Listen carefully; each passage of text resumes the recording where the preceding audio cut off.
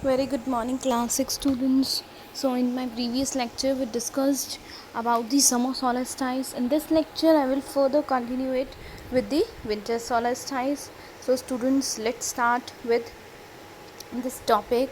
First, I am reading the second paragraph of winter solstice. Alright. On 22nd December, the Tropic of Capricorn receives direct rays from the sun as the South Pole tilts towards it. See students, I think we already discussed it in the Zoom class, but again I am discussing with you. On 22nd December जो आपका tropic of Capricorn है वहाँ पे direct rays आती हैं आपकी सन की. See students, I already told you in chapter 2 latitudes and longitudes the tropic of Capricorn, it lies near the south pole. Why the tropic of Capricorn received direct rays on 22nd December? Because of the at that time the south pole is tilted towards the sun. South pole जो होता है वो tilt होता है, झुका हुआ होता है सन की towards, as the sun's rays fall vertically at the tropic of Capricorn. इसलिए जो सन की रेज हैं वो डायरेक्टली वर्टिकली कहाँ फॉल करती हैं? ट्रॉपिक ऑफ कैप्रिकॉर्न पे. A larger portion of the southern hemisphere gets light. इसलिए जो है हमारे साउदर्न हेमिस्फीयर का बहुत सारा जो पार्ट होता है वहाँ पे लाइट रिसीव होती है. Therefore, it is summer in the southern hemisphere with longer days and shorter nights. Okay, देखिए जहाँ पे भी समर्स होंगी आपको पता है वहाँ longer days होंगे और shorter nights होंगी. So at that time on 22 of December, all the countries which lies near the southern hemisphere, जो भी country southern hemisphere के पास हैं बच्चों वहाँ तो होगी बहुत ज़्यादा गर्मी, ठीक है, समर्स होंगी और वहाँ longer days और shorter nights होंगे. The reverse happens in the northern hemisphere.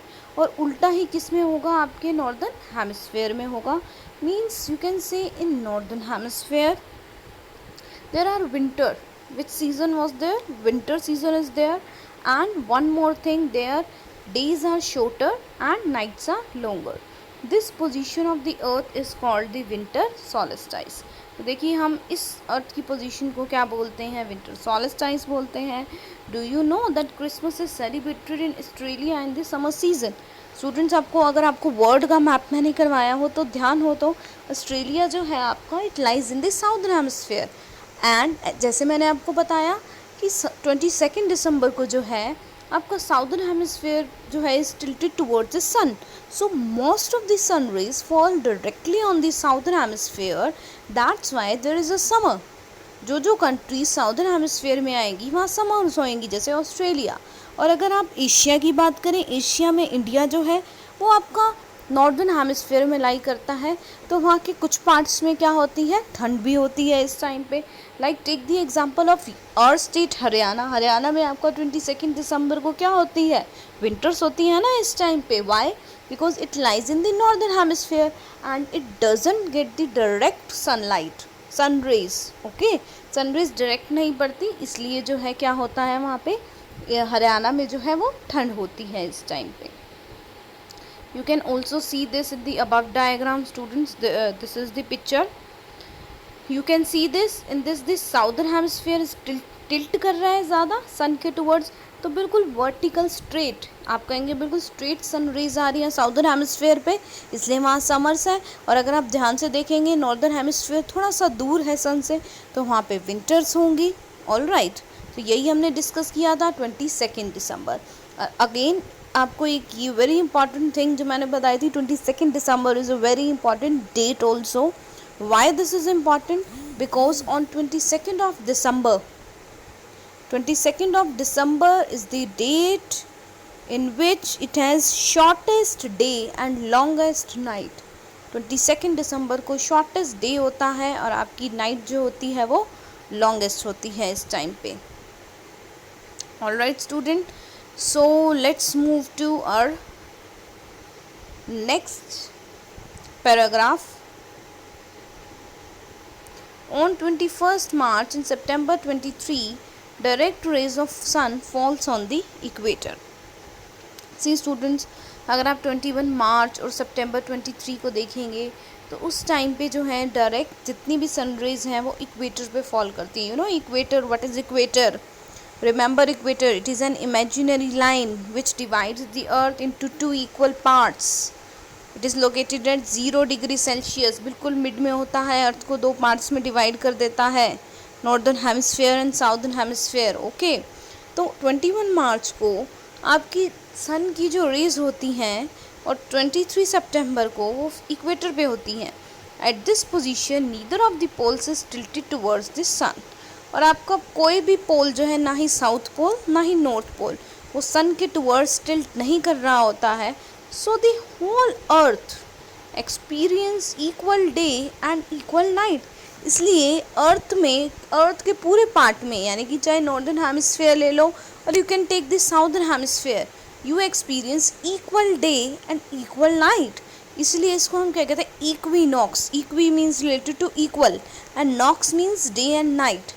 ठीक है, means from 21 March to 23 September in the whole earth.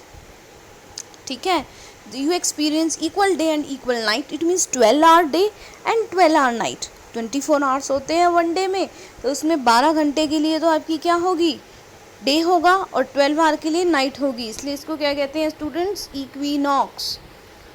On 23rd September, it is autumn season in the northern hemisphere and spring season in the southern hemisphere. ठीक है, this is the very important again point कि 23rd सितंबर को आपका northern hemisphere में autumn season होता है. और spring means student, what is spring season? Spring season is related to rainy season, monsoon. Spring season in the southern, और southern hemisphere में क्या होता है आपका, स्प्रिंग सीजन होता है. The opposite is the case of 21 March. और अगर आप स्टूडेंट्स 21 मार्च देखेंगे तो उसका केस बिल्कुल ही क्या होगा, अपोजिट होगा. When it is spring in the northern hemisphere and autumn in the southern hemisphere. बिल्कुल अपोजिट 21 मार्च को होता है. वहाँ उस टाइम पे स्प्रिंग होती है नॉर्दर्न हेमिस्फीयर में और ऑटम होती है साउदर्न हेमिस्फीयर में. Thus you find that there are days and nights and changes in seasons. So the most important point here is the last, ठीक है, paragraph in which they sum up the thing. Very important two things. These are the day and night. What is the phenomena which is responsible for day and night? That is rotation. And what is the phenomena which is responsible for change in seasons? That is revolution. So these are the important points, ठीक है, which you need to understand. This is very important topic, students. So listen to this video 2-3 times at least. Okay, thank you.